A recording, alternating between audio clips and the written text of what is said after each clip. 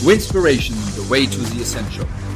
On UK Health Radio, Winspiration brings wisdom and information for an extraordinary future. Together, we can shape the world we want to live in. So let's get real and create the idea. Be extraordinary.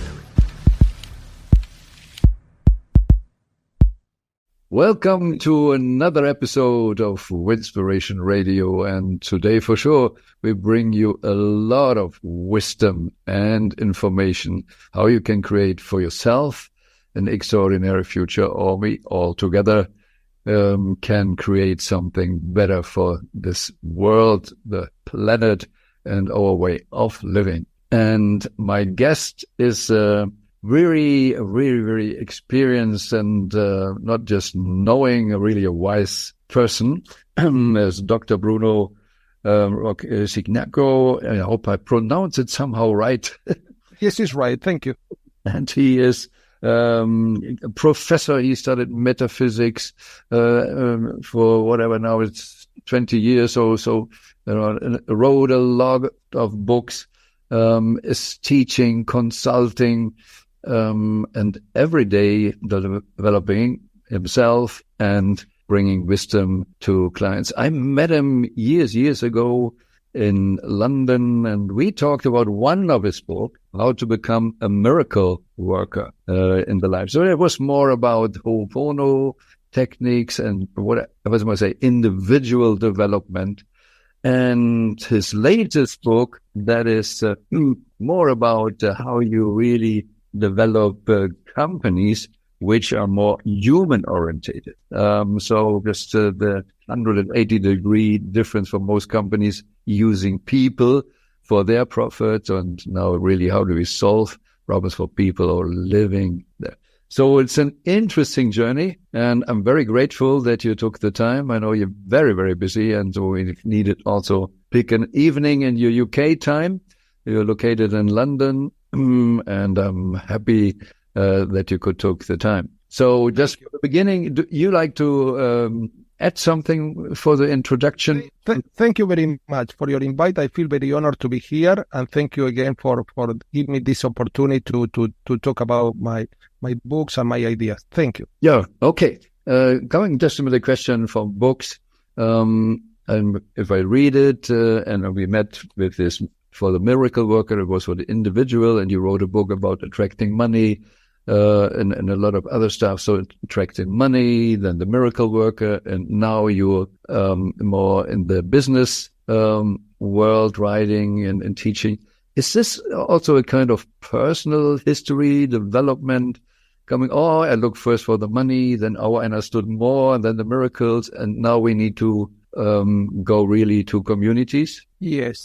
There is not a transition, but there are two paths that go in parallel. So since I was a child, I have been reading on personal development, metaphysics, spirituality, and this was a path that continued until now, and I keep on reading on these topics. But also in my 20s, I started teaching at university and also start researching on marketing. I became specialized in international marketing. I started doing at that moment consultancy activities on international marketing and also on international strategy. And I work as a consultant for all these last 3 decades, but with more periods that are much more workload, more clients, and a period that were much more focused on research. So intermittent periods of research and consultancy activities. Over the years, I observed also that many companies were focused only on strategies and tactics and all these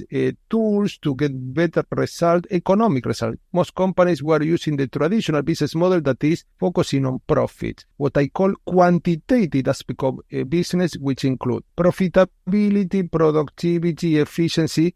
But what I observe is that there is a second type of companies that they are at the forefront. They are very innovative, and they don't focus only on quantitative aspect of business, profit, market share, and so on. They focus also on qualitative aspect of business. For example, compassion, empathy, camaraderie, and so on. I wrote a couple of years ago, 10 years ago, a book on international marketing, but I didn't feel fully satisfied. And I thought that there could be another way to approach business, not only focusing on the economic aspects. I read an article around 8 years ago on, I read this in Harvard Business Review, that was the human touch, something like this, the human touch at work. And this author was talking about the importance of building strong bonds with employees, building strong bonds with the stakeholder, creating an emotional and mental connection with colleagues. And this surprised me because I haven't read so much about this, and I started researching on these topics for many years, around 3 years and a half. And this was coronated by my latest book, The Art of Compassionate Business, a main principle for the human-oriented enterprise, that was published in 2019, and now the second edition is coming out in 2023. And what I observed from my research, that there is a different way to do business that is generally counterintuitive. Why? Because many people focus on profits as the main result, as the most important objective. But if we analyze profit and market share and all these quantitative aspects, we have to understand that all these quantitative aspects can only be achieved with the participation of people. So this means that the building brick of any business activity is people. So if we do not care for people, we don't build a strong, long-lasting, mutually profitable relationship with these people. And what we are talking about when we talk about people? Customers, employees, community members, suppliers, they are people. They are people that have their lives, their fear, their expectation, their hope. If we don't build strong relationship where the needs of both parties are satisfied, fully satisfied, well, it's very unlikely that this profit will be achieved. Because this profit, this market share are always the natural result of a strong, long-lasting relationship with stakeholders. So my view is very aligned with what we call the stakeholder theory. You don't care only for one type of a stakeholder, the shareholders,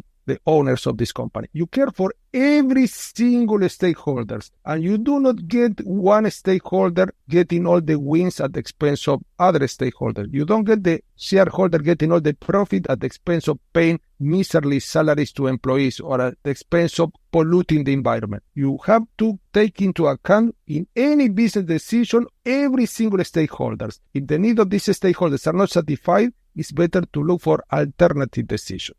Yeah, I can totally agree, and like to explore a little bit more why you think it is like that.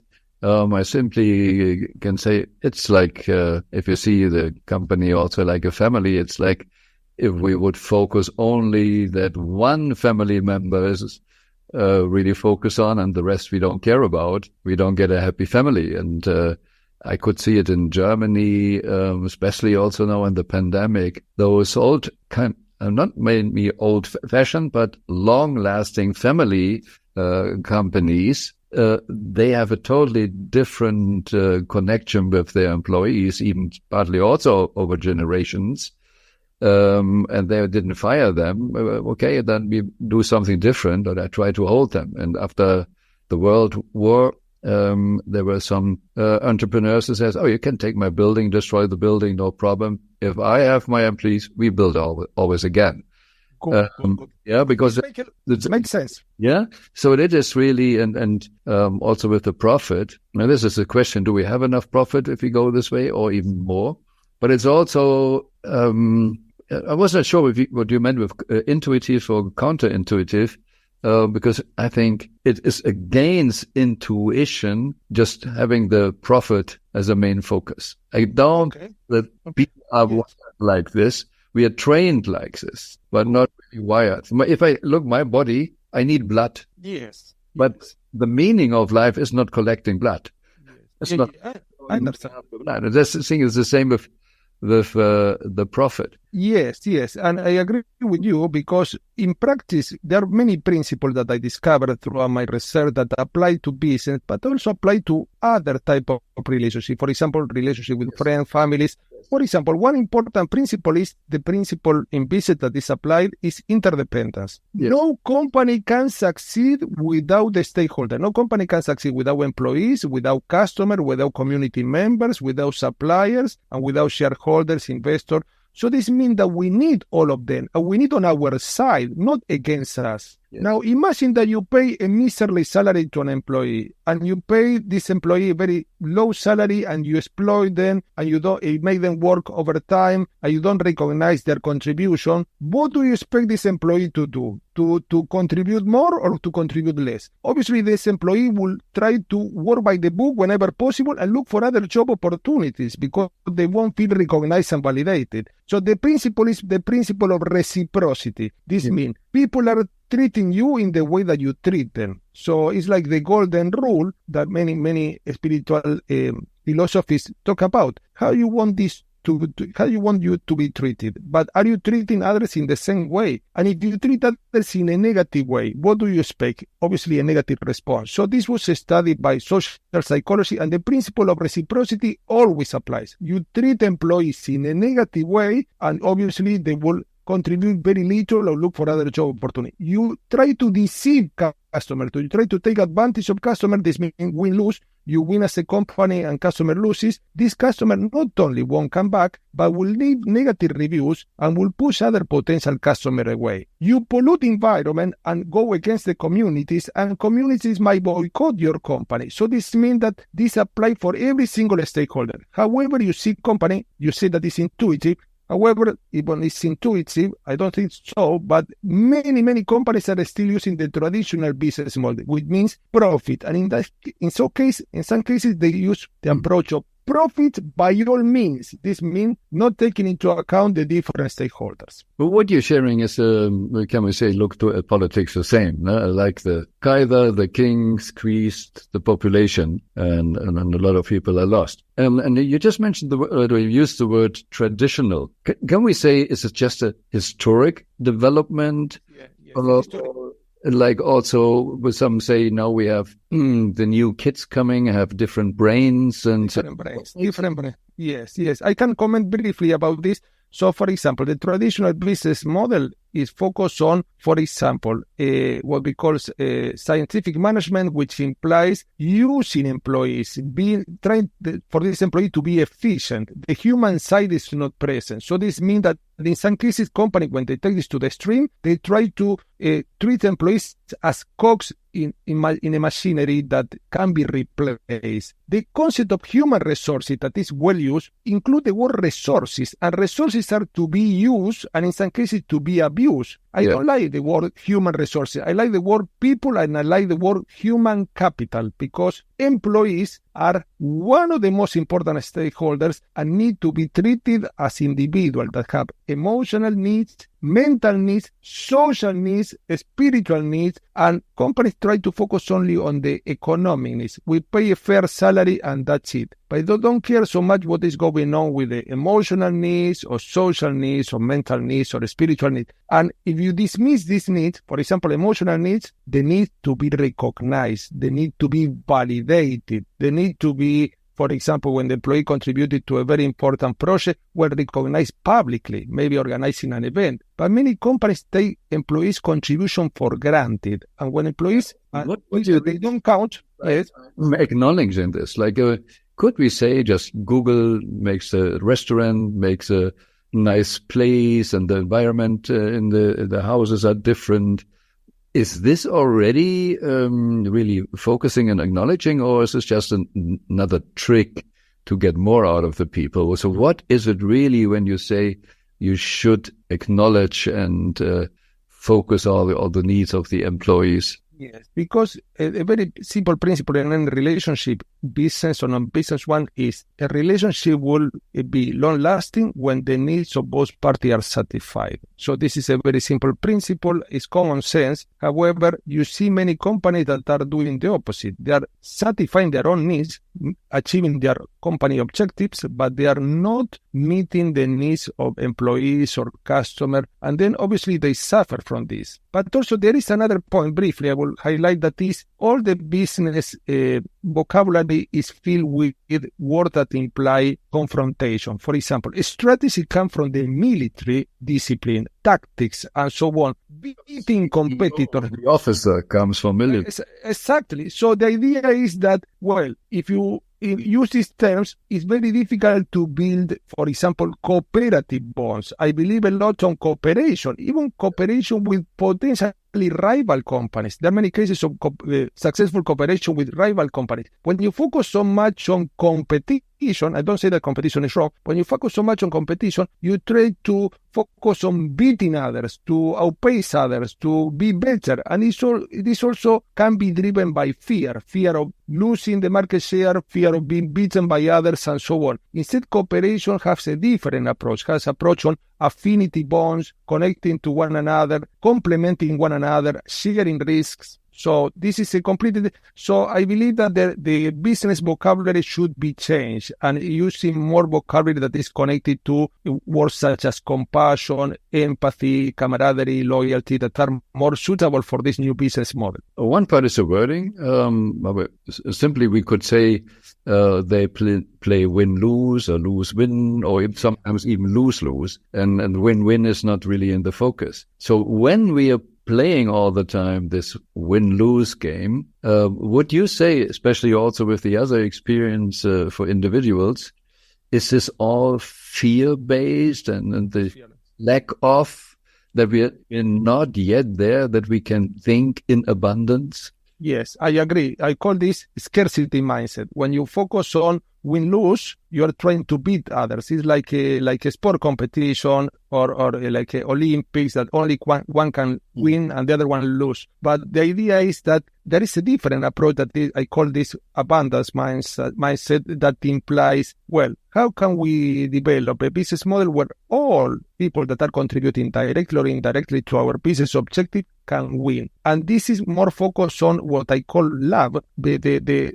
scarcity mindset is focused on fear of, for example, losing the market share, fear of being deceived by employees, fear of not meeting the objectives. And when fear is driving a company, well, the company tend to use like a freeze, fight, flight mode, and this means that they're not people in this company. They're not thinking clearly. Instead, when people use the opposite approach, which implies prosperity mindset, win-win approach, you tend to experience positive emotion. And there is a lot of research in psychology and social psychology that when you experience positive emotion, for example, connected to, for example, affinity and empathy, compassion, gratefulness, and so on, you tend to think more clearly, more productively, more creatively. And you tend to develop strong bonds. You cannot develop strong bonds based on fear, but you can develop strong bonds based on love. I call love humanistic aspect of love, which include compassion, gratefulness, camaraderie, and so on. Love which includes others and not only my cup. Exactly.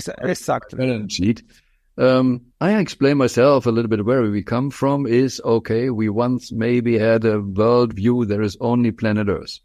I only can survive if my cow has water or this, or I can only survive if I have enough cows. So if we think just planet Earth, we easily can think limited, and that's why we need to fight. It's my cow, it's my land. But we came also to information age, and today Bill Gates, Elon Musk, all the rich people are not rich because they have the most cows. So this time is really over. Or when we see Elon Musk has the core belief that we are not just made for this planet, there are other planets. Why is it that, especially in the business world, there's still this limiting belief? Well, these limiting beliefs come from traditional economics that observes that the world is full of scarce resources. But when we're talking about scarce resources, they were talking about the traditional resources like land and others. Yes. But we have to understand that there is a very unlimited resource that is only possessed by human beings, that is creativity. The book has 2 chapters on creativity and innovation, and I encourage my clients and students to become more creative and to study the different creative techniques, because creativity is the most important resource in any company. It's not human resource. Obviously, creativity comes from human beings, but the practical application of creativity bring about new worlds, bring about new possibilities, bring about unexpected views of the world, because you go beyond what is known. You can visualize it.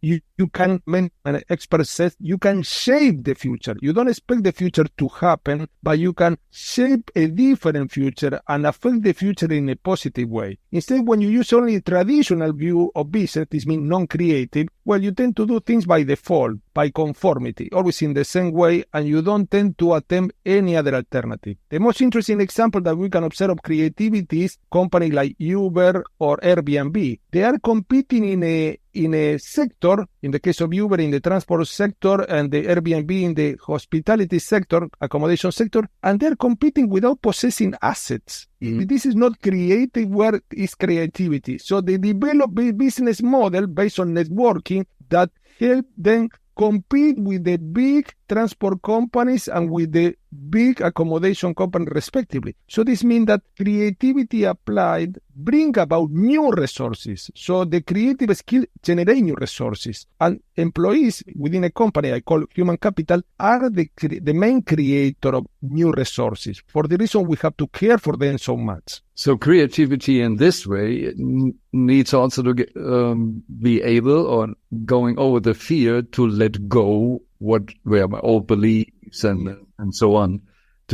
Yes, because research has observed that when people feel fearful, they are less likely to be creative. A company that want to encourage creativity have to develop or encourage an environment that is playful, that people are allowed to make mistakes, that there is what we call psychological safety. When people are making mistakes, they're not penalized, but they're allowed to make mistakes because they know that by trial and error, you can get new ideas. So, and also companies that encourage risk, because no creative ideas guarantee positive result. But if you don't let them unfold, you will never have positive results. Yes. I think this is the tricky thing, just looking from the psychology, that even a big boss was an old way, tradition way, successful, making a lot of money, not seeing that he is full of fear and just compensating with this, and that he can't really be creative and let go of this position. So a lot of them, I think, are really in a trap. They're in a trap, and because of fear. And fear is a very common factor in most organizations. I call this fear-driven organization. Fear is so rampant and so prevalent in many organizations that many companies will never reach their potential because of fear. And fear has different aspects. Fear, for example, of making mistakes. Fear of being outpaced by colleagues. This is very common in the workplace. Yeah. All the politics, negative side of politics, one-upmanship, turf wars, or slandering, gossiping, but also fear of, for example, not achieving the objective, fear to be outpaced by competitor, or fear to be deceived by employees. So it's countless version of fear, but in practice it's all the same. Not trusting in their own skills, not trusting others, they're not willing to develop bonds with others. They don't understand also the concept of, for example, interdependence and reciprocity, but also they don't understand a basic principle. When you are fearful and you act in a fearful way, there is a phenomenon studied by some social psychologists and psychologists called emotional contagion. Emotional contagion is when you start feeling an emotion and you are interacting with people, you tend to infect this person with your emotion. And if you are fearful, the other person tends to perceive and even feeling your fear and acting accordingly. Mm-hmm. How many times we have seen in a company a boss that is getting angry and talking to their employees. Employees were very calm before the boss was coming, and then the boss came angry and they started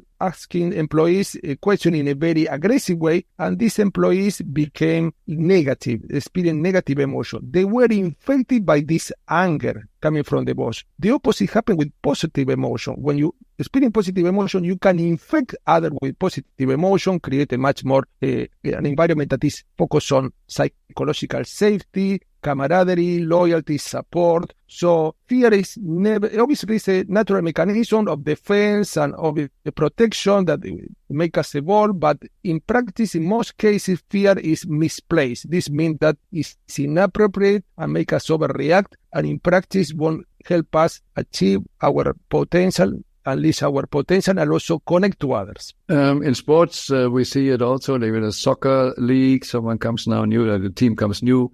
There's a lot of trainers says this goal for the season is not to leave the league, not to get out. Where others say we want to win. So it's always simple to focus. Fear is also energetically, law of attraction, whatever, with that what you don't want. Yeah, you focus on you don't want, and you act in a defensive way. In some cases, you constrain yourself. You don't harness your full set of resources, and you cannot be connecting to others because you are acting in a defensive way.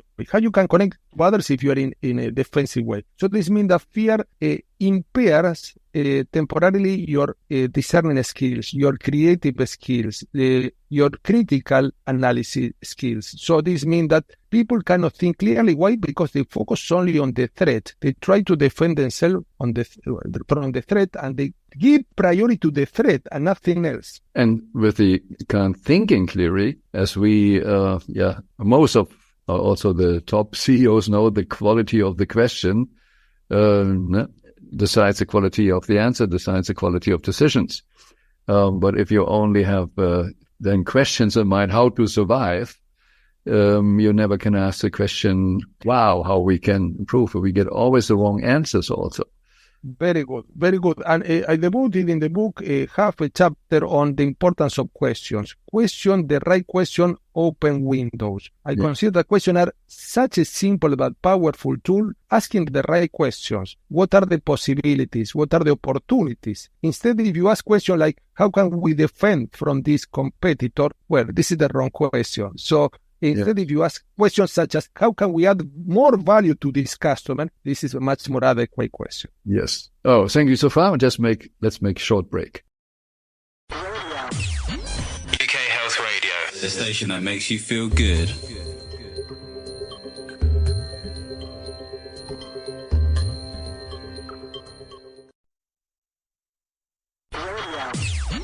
UK Health Radio, the station that makes you feel good.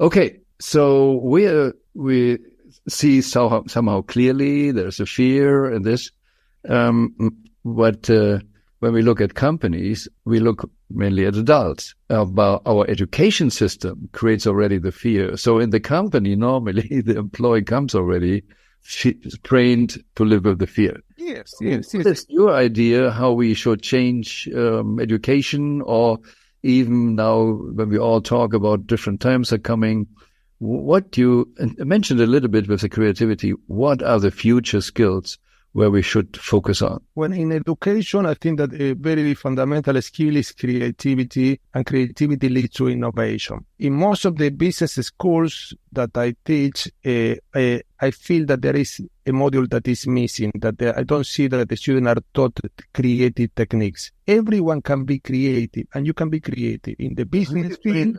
How do you do this? Well, there are few points that you have to avoid. Let's see what you have to avoid. First of all, what you have to avoid is conformity. This means thinking like everyone else and accepting the assumptions that are in a society already ingrained. So this means that adopt an explorative attitude. This means that you try to look for alternative ways. So a good question to ask is, how can I do things in a different way? Or how can I do things in a more simple way? Or how can I do things with a much bigger social impact? These are good questions. The other point is understanding that creativity is a process that implies, in some cases, the ideas that are half-baked, means that they are not fully developed. In some cases, it's an idea that need a lot of work and need to be developed much more accurately, and you need patience because it's an endeavor that implies, in some cases, trial and errors, testing, reverting some things, adjusting some other things. So this means that for anxious people, it's important to adapt themselves and adopt an attitude of patience. So creativity implies patience, tolerance to risk, but also avoiding conformity, and also implies harnessing your own skills. People believe that artists are only the creative or some successful entrepreneurs. Anyone can be creative. You can be creative in a conversation. You can be creative developing a business plan. So trusting your own creativity is innate in any human being. In some cases, it's not tapped fully, or is untapped, and it's important to trust your own creativity. And also, from the viewpoint of a company, encouraging an environment where creativity is allowed. For example, some companies, as you surely know, like Google, allow employees to devote 30% of the time or 20% of the time, in the case of RM, that employees can think about the project without pressure, in a creative way, looking for alternative ways of considering a project. And this brought about new product, new business model. So if the company is only strictly focused on their agenda, this means meeting the objective, paying the bills, looking for more customers, and don't allow what we call a creative endeavor, means, for example, some meetings where people can brainstorm, they can talk to one another without censoring, without judgment, expose ideas that might look a bit crazy, but then this can be analyzed later on in a much more rational way. Well, if they don't allow this type of event, for example, brainstorming event and others, well, the company will go always in a traditional way. And companies that go in the traditional way, we saw some example in the past. What is the company that I remember in the past that was very popular? Blockbuster. What was this company now? Disappeared and was very successful worldwide. This company in practice didn't take the chance to become the new generation like Netflix of downstreaming and so on. And obviously they got attached and stuck to their business model. So everything should be evolving over time, and companies should do so because technology evolves, customers have more requirements, the market change, and so if companies remain the same, sooner or later they will die. They will be out of the market. There is a famous book called Innovation or Die. There is another point, because there's just with creativity, and I believe you know something more what you're not, at least I don't get it really out of this. Because if I think in conspiracy theories, I can so be creative and see more problems and dangers and shit and everything. Uh-huh. So for the wrong sides, why I can lose, I can be very creative having new shitty ideas. But what you mean is not just simply the creativity, there must be something underneath. And when you mention Blockbuster, I think the main problem with Blockbuster is they didn't get really the idea in which business they are. They were thinking we are in the business of video cassettes and not in the business of how can our customers see the film. Yes, entertainment. Yeah.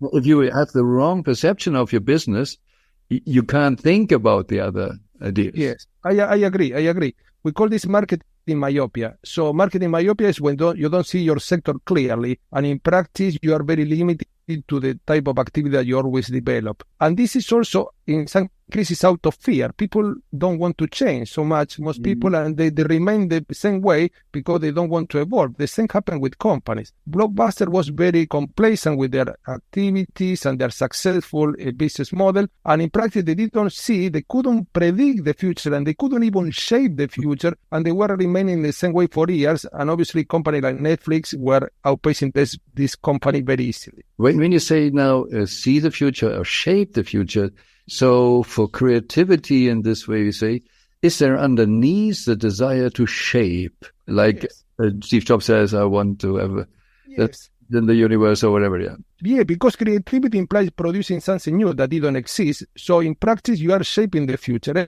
Every time that someone is creative, you are shaping the future. You are shaping the present and impacting the future. In some cases, with very long-term consequences. But you mentioned also that creativity could be used for good or for bad. Like any tool, cooperation can be used also for good or for bad. You can cooperate with your colleagues to slander another colleague, but also you can cooperate with your colleague to help other colleagues. Like any tool, my perspective is that obviously with a positive objective also to bring about positive result, creativity to bring about more value for all stakeholders, not only for customers, but for all stakeholders with a social view. So coming back to how to teach or education, creativity, but so how to get it? The skills. Creativity is, well, for example, a student at higher education or any type of education level should be taught creative techniques. So some authors like Edward de Bono and others wrote very interesting book, Lateral Thinking and others, that discuss all the variants of creativity, different techniques, very practical techniques, very easy to use, like lateral thinking and so on. But also another important skill that is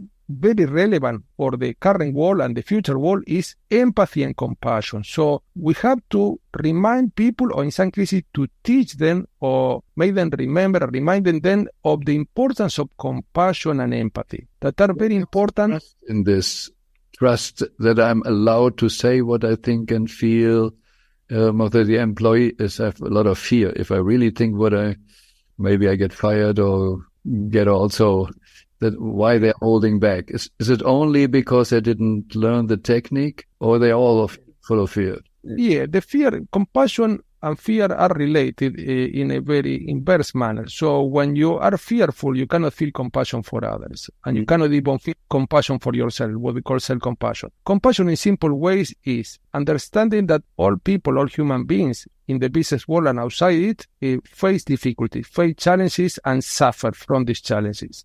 So a compassionate person tries to understand and connect to these people that are facing difficulties and try to help them whenever possible in the best way possible. When people are fearful, they are focusing on their own fear. It's difficult to connect to others that are suffering. So, for example, an employee that has some problem with the family, they are facing challenges. A boss that is compassionate will talk to this employee, will address this issue, will have a one-to-one meeting, will keep this employee apart in a private way, will have a very nice conversation without time limit. Let's say, can talk 1 hour, 1 hour and a half, whenever necessary, and then they will try to sort out together a solution for them, for example, to address their family issues, and also having, for example, flexible time, or for example, not going to work Sunday during the week, because this boss understands that anyone, including themselves, can face this type of difficulties. So we understand that we have a common humanity. This means that suffering affects us all, and also we understand that as humans we are also here to help one another, and helping one another is also helping ourselves, because we strengthen the relationship with this person. We are interdependent with this person, and we also need them and they need us. So this is a win-win. We help them, the relationship is strengthened, they trust us more, trust built, and also the communication and the relationship flow much more effortlessly. It is a little bit, again, like in a healthy family, you take care about everybody who has a problem, that you can also be a 100% partner again in whatever it is.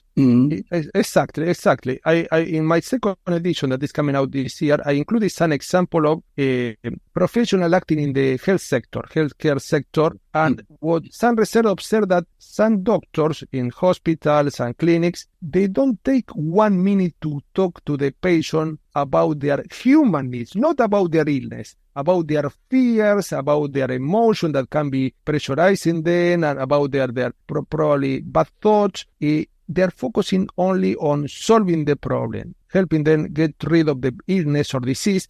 They don't connect on a human level. And many researchers observe that only 1 minute of connection to talk about personal issues will be enough for this patient to feel at ease, lowering their stress, and they will need less anesthetics, they will need less calming pills, because they will feel contained, they will feel taken care of by this profession. And we know that most of the problems, sickness, are coming because they have a personal issue. Exactly. So it's even if they think we only take care of the sickness, they're totally wrong. Okay, before we come to the positive thing, let's make another short break. UK Health Radio, the station that makes you feel good.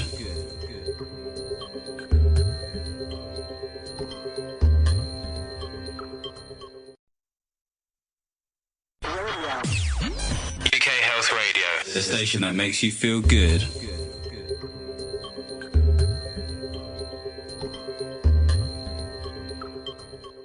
Okay, now we have this idea. We know that it could or should be better.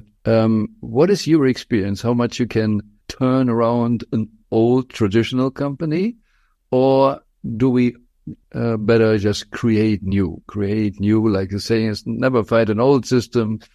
Yeah. You can convert companies. So you can see some alchemic transformations. You can see alchemy when you apply this principle.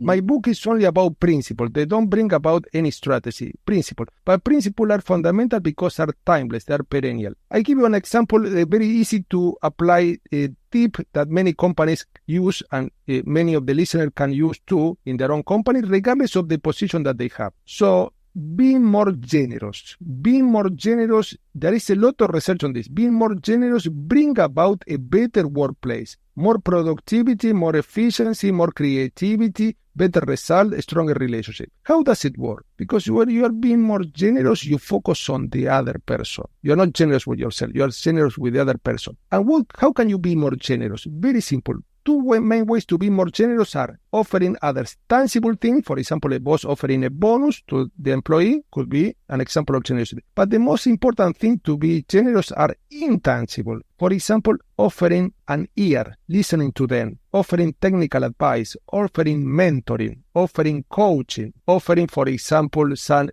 advice or, for example, how to look for a training course or so on. So giving thanks to people, being grateful, giving recognition. These are all intangible and don't cost any money. Take a bit of time to do this, but the results that you get from this act of generosity are enormous. So this means that generosity brings about generosity, and the opposite happens. Stinginess brings about stinginess. So you see companies that are very generous. An example of a company that is utterly generous is Google.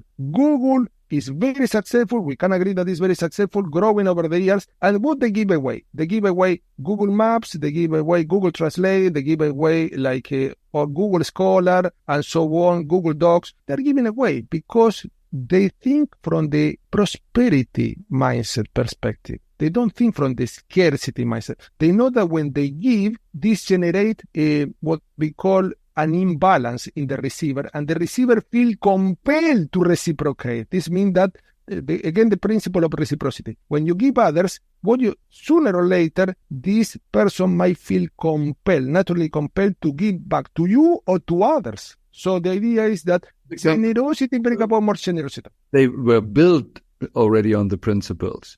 I wonder, well, what is your experience when you said with the generous, I start to open up and change maybe my belief that there are even a good chances to change a company bottom up if on the bottom level employees start to be more generous, maybe. So far, I see more if you get a new CEO who has a different idea, then the change is more top-down. Yes, could be top-down, could be bottom-up, or top-down, but depending how you want to approach this. But I see that in any way the company can improve, providing that there is a minimum number of people that are willing to make the change. If you have top-down, will be that you have to look for a leader that obviously support this principle, that is empathetic, that is compassionate, that is inclusive, that also appreciate diversity. And there are many business leaders, especially in the new generations, that you see that they're open to all these principles. These principles are called the feminine principle. This means that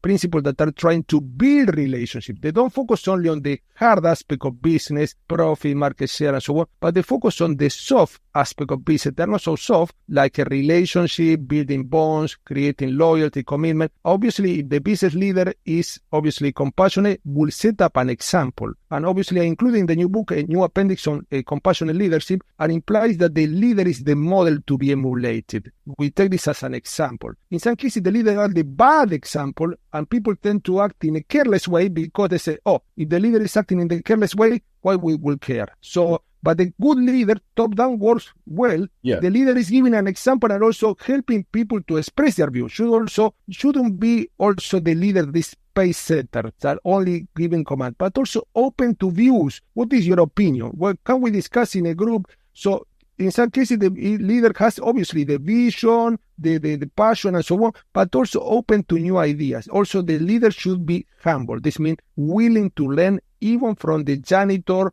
or the lowest one in the rank. So always open to new ideas. So that means also it needs to have a kind of, let's say, advanced conscious level. You have to get yes, of course. Conscious level should be a conscious level that is not focused on me defending myself and also making others lose, but also understanding that everyone should win. We are all connected. We need each other. We can evolve all together as an individual and as a company. And the only way to do this is by building a strong relationship and meeting each other's needs. Yes, it's a higher level of consciousness. You are consulting now for let's say, simple 20 years. Yes. Do you see a change in the market? That more companies going in this direction? Yes, I see a change. I see a change in my consultancy activities, for example, because in the past, training companies on this topic would have been very difficult to offer, to be accepted by the companies. However, nowadays, in the last few years, I see that companies are more open to some aspect like mindfulness or compassion, or, for example, building a strong relationship, because they see that the whole paradigm that they used in the past is a bit obsolete. It's not of value any longer, and they see that sooner or later the shift will be affecting most of the company. Maybe in 10 years' time, all companies will be acting in a compassionate way. We think that we are in a period of transition. Some companies are in the traditional business model, and some companies are still with a new model. Do you see it? It's like they realize that it's not working in the company, or do they realize, is this really what we're doing? Why we live here? What is the meaning of life? And that's why we should run the companies different? In my opinion, the cases that I saw personally are companies that have tried everything in the traditional way. They have tried different strategy, different consultants, different business models, and they didn't try to focus on the most important factor, that is relationship. So because of these failing activities, these failures, companies look for something else. And also they are open, lastly, to see other views. But most companies that haven't suffered from this failure frequently are still a bit stubborn. They try to see, maybe we have to change the product, or maybe we have to, no, it's not about relation. Maybe we have to change the business model, or maybe the objective were too optimistic. They don't understand that it's about the relationship, because with good relationship, you can have better business model, better objective, better market share, and so on, and better business share at all. But the idea is that they focus on the wrong aspect, that is, as I mentioned, quantitative aspect. Quantitative aspects are the natural result of the development of good qualitative aspects. Yeah. So like Lalous, reinventing organizations is not really in every... Lalous, I read Lalous, has the different stages of the organization. The book is interesting. Well, we're talking about the latest stage of the organization, that is obviously the most evolved. The company has a purpose, the company want to bring about an impact. Well, this book is interesting. I read the full book, and it's interesting, but what happened? The book also gives you the evolution. There are some... Lalous is not giving really... He can't consult. He just collected examples. Yeah. Yes. They give you stages of the organization, but in practice, we see that there's some... Is this idea in your, what is it, client base? Do they know about it? They think about it? No, I haven't heard any client talking about this author, but obviously they know that there could be other ways, because they have tried almost everything. And when people feel defeated many times, they say, okay, well, you know what, maybe we give a go. I give an example. For example, recently I trained some companies on mindfulness. Mindfulness in the workplace, so very focused on the workplace. And they were a bit like skeptical. I said, are you sure about this? Well, shouldn't be focused on productivity. Shouldn't be focused on time management. I said this. When you're mindful, you will manage your time better. You will be more productive. You will have some colleague cooperating. So it's the wrong focus. The old business model, I like that you made me think a lot. So the old model has the wrong focus. It's the wrong focus. It's focusing on things that are connected to the economic aspect. Obviously, we know that companies are not doing charity. But if you're focusing on the wrong aspects, instead of focusing on the core, the building brick that is the human being, the relationship, nurturing this relationship, because these are meta assets. Meta asset means assets that generate other assets. Well, you are focusing on the wrong thing if you focus on only objective, business plan, strategy, and so on. Am I clear? Yeah. So we need to be mindful with the time also, and coming to an end. So I hope, or maybe just one short, because we have only a minute. The young generation, how are they changing CEOs to think different, because they don't get them with the old ideas?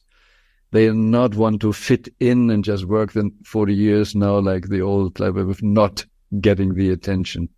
Is there a kind of pressure in Germany? I feel there's a kind of pressure that CEO think, oh, we need to do something different. We don't get them otherwise. Well, the new generation, I cannot generalize, but you see many members of the new generations, the millennials and others, that they are very impatient. So they have a very short attention span. And some of the things that we're talking about, compassion, empathy, care, support, they imply a medium and long-term approach. This means that you're building relationship not only for 1 minute, for 1 day. You're building relationship for months and years. So this means that I feel even we have this generation that have very amazing characteristics, for example, much more socially oriented, aware of the environment and so on. They have a bit of short attention of span, and this means that also implies that they're a bit impatient, and also they might be changing their views very easily. And what I feel that also when training this generation, training these CEOs, we should be aware of highlighting the importance of patience, the importance of things that take time. Building a good relationship takes time. So that is the other way around. What they need to learn. It's not really They need to learn.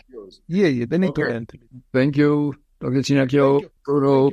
Thank you very much. And if it's okay, we come back. And you are reachable. We will put your email address and LinkedIn profile here in the YouTube as well, so that people can contact you. Is okay? Yeah, thank you very much. Thank you very much. Super. Then I thank you, and dear listener, I hope you're inspired and inspired to win. But win is only possible if you're ready to win. This was another episode of Winspiration, Wisdom and Information to support you getting out of illusions, false identifications, limiting beliefs. We all have the power and potential to be more, do more, have more, give more. Reality is what is possible in the universe, and the best is yet to come.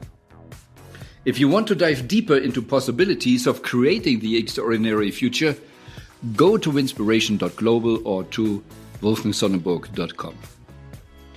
More information and some free downloads like the email program Dream Goals Reality or a copy of the book The Best Is Yet to Come can be found on the UK Health Radio website under the Listen on Demand and Presenters section. Join us again next week on the Winspiration Show for more wisdom and information to create your extraordinary future.